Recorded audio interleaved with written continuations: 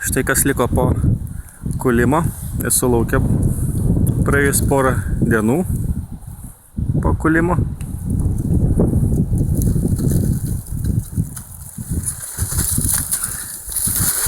Matom, puikiai viskas nusikūlė.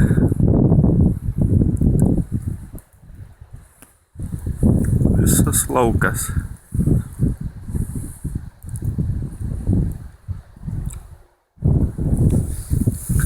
Matom stiebelius. Štai galim prieiti. Stiebeliai liko gan didelio aukščio. Gerokai virš metro. Iki 1,50 m. Štai matome, čia yra stiebelis.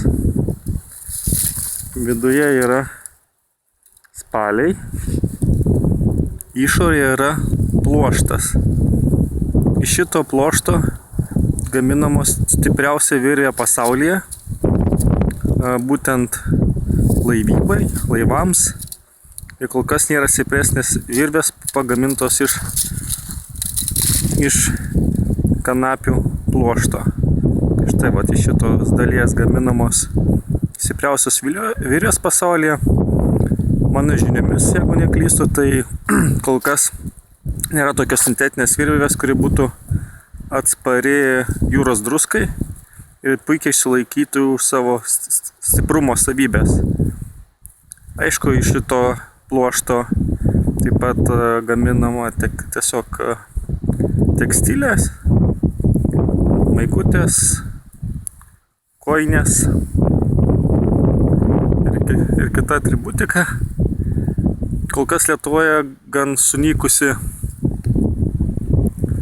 pramonė apdirbimo pluošto, tai sunku apdirbti. Jei kas nors turite žinių, kas galėtų apdirbti kanapių pluoštą, galite mums parašyti. Kas dar daroma iš stiebelių? Matome stiebelio vidų, tai yra vadinamas spalis, iš kurių yra, kiek literatūroje rašoma, puikia galimybė tiesiog daryti briketus, nes labai gan degumas aukštas ir mažai lieka pelenų. Tai galbūt kas norite dar statytis namą, sienos, puikiai medžiaga, statybinė medžiaga sienoms, puikiai varža šiluminė, tai galime šitos stiebelius parduoti. Kas norite, galite taip pat mūsų kreiptis. Mes paliksime šios stiebelius per žiemą, kad puikiai išdžiūtų ir pluoštas atsiskirtų. Jisai pavasarį mes taip plebesuojantį pluoštą, tai būtų lengviau apdirbti, kas norėtų apdirbti. Tiesiog galite drąsiai kreiptis. Turime 9 hektarus kanapių lauko stiebelių. Kažkur tai vidutinis aukštis metras koks 20 būtų viso lauko. Tai drąsiai galite kreiptis ir galėsime susitarti dėl sąlygų. O kas taip norite su mumis bendrauti dėl kitos kanapinės produkcijos, aliejaus sėklos, puikiai užaugintos, ekologiškai užaugintos sėklos